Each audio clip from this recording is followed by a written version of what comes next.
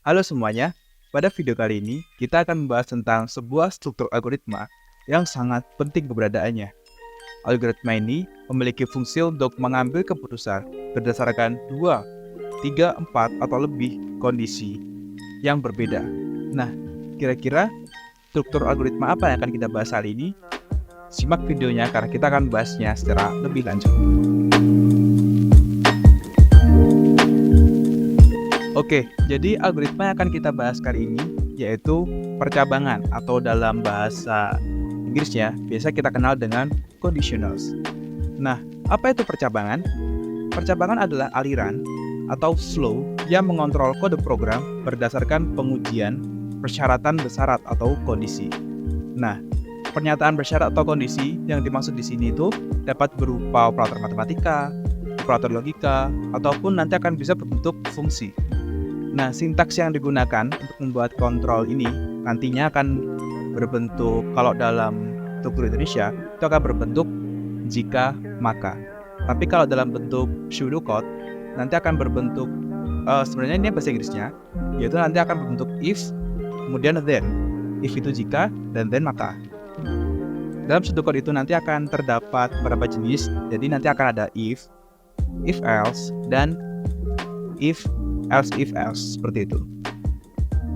Oke, sekarang lanjut saja ke pembahasan kita kali ini. Nah, Bapak udah menyebutkan mengenai struktur Indonesianya, kemudian pseudocode-nya. Nah, kali ini kita akan bahas mengenai flowchart-nya.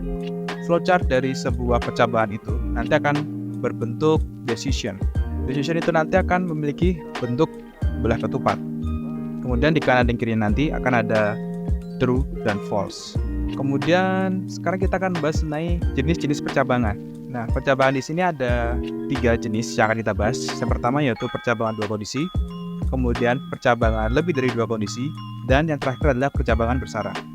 Oke, kita akan bahas dari yang pertama, percabangan 2 kondisi.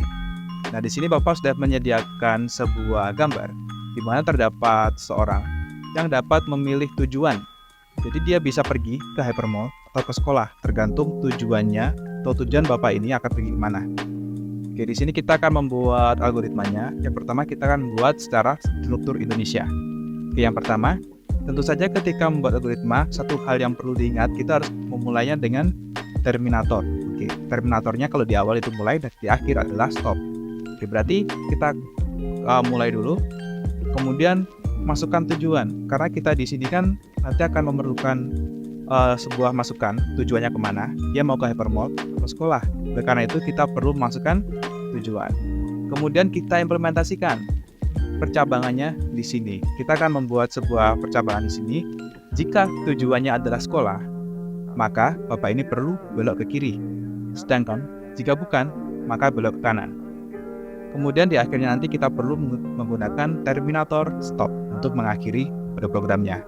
Nah, dari gambar ini atau dari algoritma ini kan kita udah bisa mengetahui nih implementasinya kalau dalam struktur Indonesia itu menggunakan jika maka. Oke. Kemudian lanjut ke pseudocode.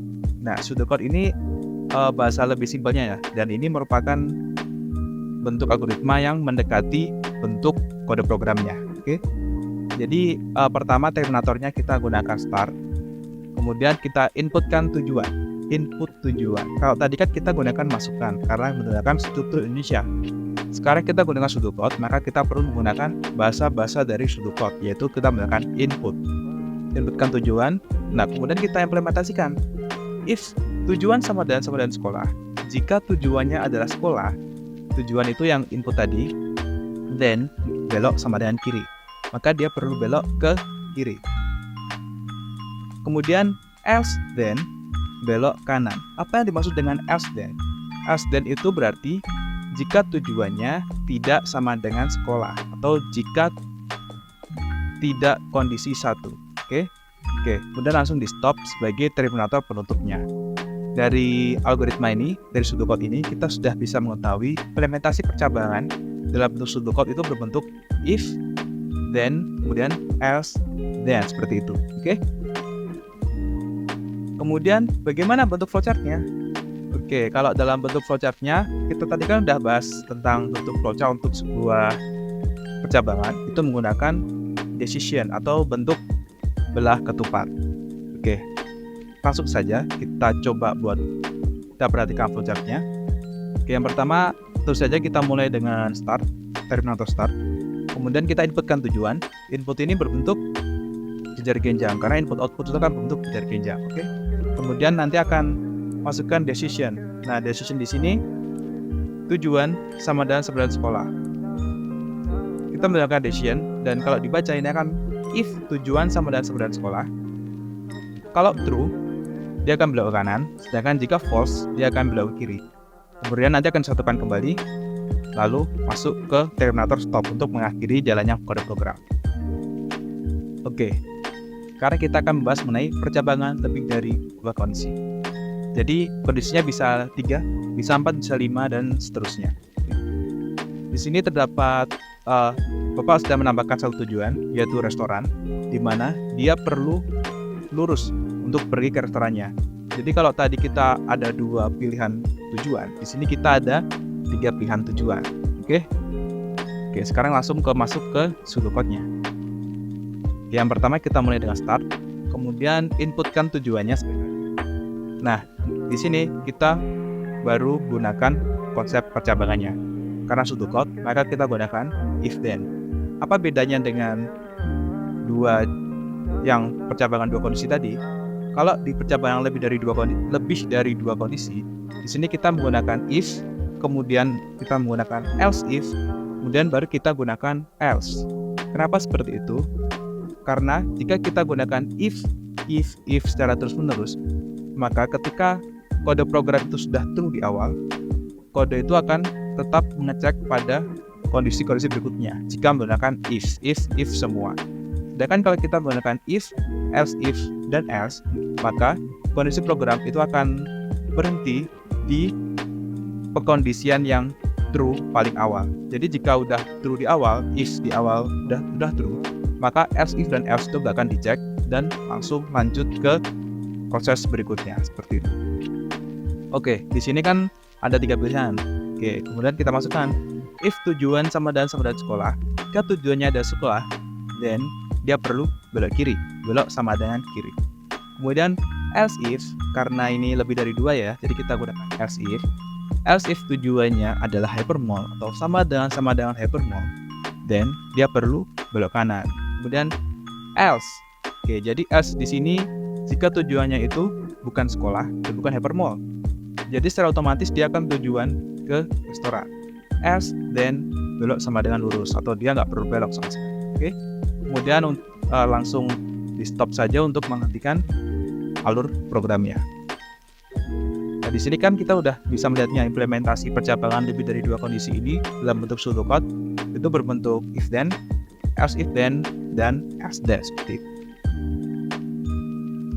Oke, untuk flowchartnya bisa dilihat di layar. Seperti biasa, dimulai dengan terminator start. Kemudian inputkan tujuannya. Kemudian terdapat decision, tujuan sama dengan sekolah. Jika true, dia belok kanan. Nah, jika false, tujuannya hypermall, dia belok kiri. Dan kalau bukan sekolah dan bukan hypermall, dia perlu lurus. Oke, seperti itu. Kemudian programnya berhenti. Oke, jadi flowchartnya seperti ini. Sebenarnya mirip dengan flowchart yang tadi, bedanya di sini kalau true itu langsung ke prosesnya atau then dari kondisinya, dan kalau false itu masuk ke pengkondisian lagi dan dicek lagi tujuannya tuh hypermall atau bukan seperti itu. Dan nanti kalau true ya langsung ke proses pengkondisiannya, dan kalau false itu berarti masuk ke else-nya seperti itu. Kemudian dihentikan dengan stop. Oke, selanjutnya yaitu kita akan membahas mengenai percabangan. Apa yang dimaksud dengan percabangan besaran? Percabangan besar merupakan algoritma percabangan, di mana terdapat percabangan di dalam percabangan. Jadi ini bisa disebut sebagai nested if. Percabangan lain itu ada sebuah percabangan lagi. Dan kalau dalam bentuk flowchartnya itu bisa dilihat dalam gambar ini. Jika kondisi A true, maka lakukan proses A. Nah, jika false, maka dicek kondisi B-nya. Kalau true, maka proses B. Kalau false, berarti proses C. Dan lanjut ke proses berikutnya. mungkin agak susah dipahami, maka kita perlu langsung cek ke kasus percabangan bersarang. Oke, dalam percabangan bersarang di sini Bapak sudah membuat soal, yaitu aturan kelulusan siswa pada mata pelajaran pemrograman web diterapkan sebagai berikut. Jika nilai UTS-nya lebih besar dari 70, maka siswa dinyatakan lulus dan nilai akhirnya sama dengan nilai UTS. Sedangkan, jika nilai UTS kurang atau sama dengan 70, maka siswa dinyatakan lulus. Jika nilai akhirnya, yaitu itu ada rumusnya. Nilai UTS dikali 40% ditambah nilai UAS dikali 60%. Nah, di sini programnya meminta outputan berupa NIM, nama, nilai akhir, dan kelulusan. Oke, jadi dari sini Bapak sudah membuat penyelesaiannya, yaitu seperti ini. Untuk pseudocode-nya seperti biasa kita akan memulainya dengan start. Kemudian karena tadi outputnya diminta adalah NIM, nama, nilai akhir, dan kelulusan, maka berarti kita perlu memasukkan NIM dan namanya. Kemudian nilai UTS dan nilai UAS sebagai isi dari atau untuk mengisi rumus-rumus yang ada di dalamnya. Tadi kan nilai akhir ada rumusnya. Maka kita perlu masukkan nilai UTS dan nilai UAS-nya. Kemudian if nilai UTS, di sini Bapak menuliskan variabel n_UTS lebih dari 70, then status sama dengan lulus. Jadi dia langsung status lulus, dan nilai akhir sama dengan nilai UAS atau variabel n akhir sama dengan UAS. Nah, kemudian jika di bawah atau sama dengan kurang dari atau sama dengan 70, else, then nilai akhir sama dengan kita masukkan rumus yang ini. Nilai UTS dikali 40% ditambah nilai UAS dikali 60%. Jadinya seperti ini. Dan nilai akhir sama dengan NUTS dikali 0,4. Kenapa 0,4? Karena 40% di sini kita bisa mendesimalkannya menjadi 0,4. Kemudian ditambahkan nilai UAS dikali 0,6 atau 60% kalau di soalnya tadi. Nah, kemudian di dalamnya nanti akan ada if lagi. Bedanya dengan if tadi, kalau if else itu biasanya pengkondisiannya tuh mirip. Jadi kalau seumpama ada gaji karyawan, kemudian untuk menentukan gajinya ada golongan A, B, C. Nah, kondisinya tuh kalau if else itu kadang if kondisi sama dengan A. Kemudian else if kondisi sama dengan B, kemudian else kondisi sama dengan C. Maka seperti itu. Maka gajinya bla bla bla seperti itu. Nah, bedanya dengan ini percabangan bersarang.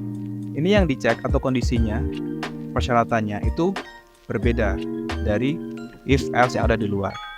Seperti itu. Kalau if else yang di luar sini kan tadi nilai UTS yang dicek. Sedangkan kalau di dalamnya yang dicek adalah nilai akhir, bukan nilai UTS lagi. Nah, oleh karena itu percabangannya berbeda. Oke, bisa dipahami. If n akhir lebih dari sama dengan 60, dan statusnya lulus. Dan else kalau tetap kurang dari 60, dan statusnya tidak lulus. Nah, di sini langsung Bapak outputkan NIM, nama, nilai akhir, dan status. Kemudian Bapak memberhentikan dengan stop. Oke, untuk flowchartnya dapat dilihat di kanannya. Kita mulai dengan start sesuai sama yang ini. Kemudian kita inputkan dengan input output, input NIM, nama, NUTS, dan NUAS. Kemudian di sini langsung Bapak cek if NUTS lebih dari 70.